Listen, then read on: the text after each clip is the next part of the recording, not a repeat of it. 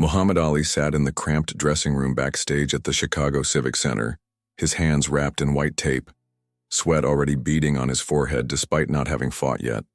The year was 1967, and outside protesters chanted both for and against him. His refusal to serve in Vietnam had made him the most controversial athlete in America. A sharp knock interrupted his pre-fight meditation. His trainer, Angelo Dundee, opened the door to reveal a tall, stern-faced man in a black suit and white collar. "I'm Pastor William Henderson from the First Baptist Church of Chicago," the man announced, pushing past Angelo without invitation. "I need to speak with this young man about his soul."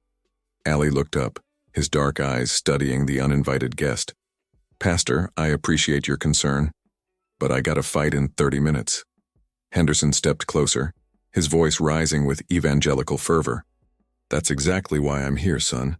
You've lost your way. You've turned your back on your country, on Christianity, on everything decent. I'm here to save you from yourself." The room fell silent except for the distant roar of the crowd. Ali's entourage, his brother Rahman, his spiritual advisor Herbert Muhammad, and several friends watched tensely. "Pastor," Ali said slowly, standing to his full 6'3" height, "what exactly are you trying to save me from?" Henderson pulled out a worn Bible, waving it like a weapon. "From this path of destruction you're on, from this so-called religion you've embraced, from the communist influences poisoning your mind. I've come to bring you back to Jesus Christ."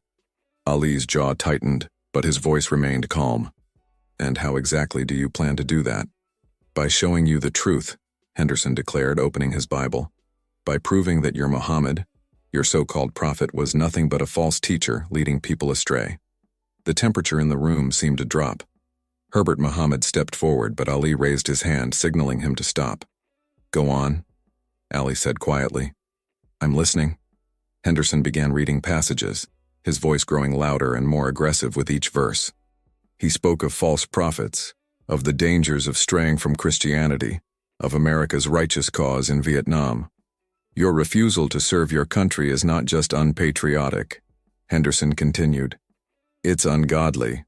The Bible says to render unto Caesar what is Caesar's. You owe your country your service." Ali listened patiently, his hands clasped behind his back. When Henderson finished his tirade, the room was dead silent. "Pastor?" Ali began, his voice soft but carrying the weight of absolute conviction. "You came here tonight thinking you could overthrow my faith like it was some kind of boxing match. But let me tell you something about faith. Real faith." He stepped closer to Henderson, who suddenly seemed smaller despite his height. "You talk about my prophet Muhammad like you know him, but you don't know nothing about what he taught. You talk about false prophets, but you standing here trying to use fear and hatred to change a man's heart. That don't sound like Jesus to me." Henderson opened his mouth to respond, but Ali continued. "You say I should serve my country in Vietnam. Let me ask you something, Pastor. Did Jesus carry a sword? Did he tell his followers to go kill people in foreign lands? Or did he say, 'Blessed are the peacemakers'?" The pastor's face reddened. "That's different. This is about freedom, about stopping communism." Ali shook his head slowly. "No, Pastor. This is about you being so sure you right that you can't see when you wrong. You came here tonight not to save my soul, but to prove you better than me. That ain't Christianity, that's pride." Henderson stepped back, his confidence visibly shaken. "I ain't got nothing against Jesus," Ali continued, his voice growing stronger. "Jesus was a prophet, a good man who preached love and peace. But I found my path to God through Islam, and that path teaches me the same things Jesus taught: love, compassion, justice, standing up for what's right even when it's hard." The crowd noise outside grew louder as fight time approached, but nobody in the room moved. "You want to know what my religion taught me, Pastor? It taught me that I don't have to hate nobody to love God. It taught me that killing people in a war I don't believe in won't get me into heaven. It taught me that standing up for my principles even when the whole world against me is what a real man does." Henderson's hands trembled slightly as he held his Bible. "And you know what else it taught me?" Ali's voice was now filled with quiet power. "It taught me that when a man comes to me with hatred in his heart, disguised as righteousness, I should respond with love and understanding, because that man is lost, not me." Ali walked to his gear bag and pulled out a small, worn copy of the Quran. This book teaches me the same thing your book should teach you, that God is merciful, that we should help the poor, that we should stand against injustice. The only difference is, I actually try to live by it. Henderson's face had gone pale. But you're destroying your career, your reputation. You could have everything. Ali smiled, and for the first time since Henderson entered, his expression was genuinely warm. Pastor, I already got everything. I got my faith, I got my principles, and I got the courage to stand by them.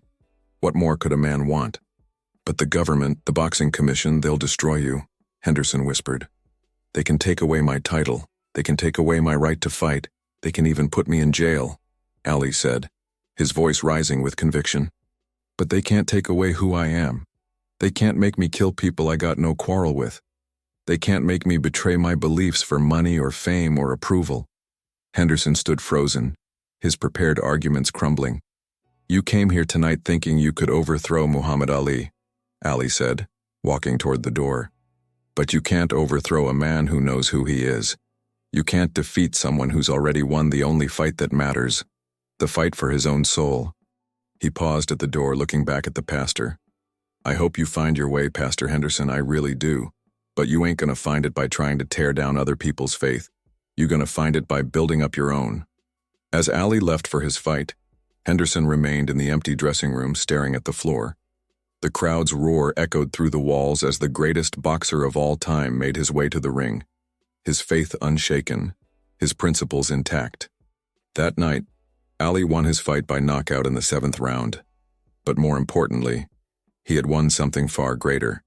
He had shown that true strength comes not from the ability to destroy others, but from the courage to remain true to yourself when the whole world wants you to change.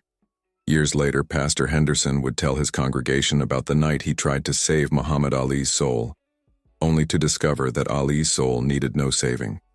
He would speak of the lesson he learned about true faith, about the difference between righteousness and self-righteousness, about the power of standing for something greater than yourself. The story would become legend, not because a pastor tried to overthrow the greatest boxer who ever lived, but because that boxer showed him what real faith looked like. It looked like courage in the face of persecution, like love in response to hatred, like unwavering principle when the whole world demanded compromise. Muhammad Ali had faced many opponents in the ring, but that night he faced something more dangerous, a man trying to destroy his spirit. And like every other challenger who stepped into the ring with him, Pastor Henderson learned that Muhammad Ali was simply too strong, too fast, and too determined to be defeated. The legend wasn't just about boxing. It was about a man who refused to let anyone, not even a man of God, make him smaller than he was meant to be. If you made it this far and felt every word, don't leave without subscribing. I tell these stories with my heart in my hands to reach people like you who feel, who get moved, who truly live. If this really touched you, give back. Comment, subscribe. Come be part of this family with me until the next video.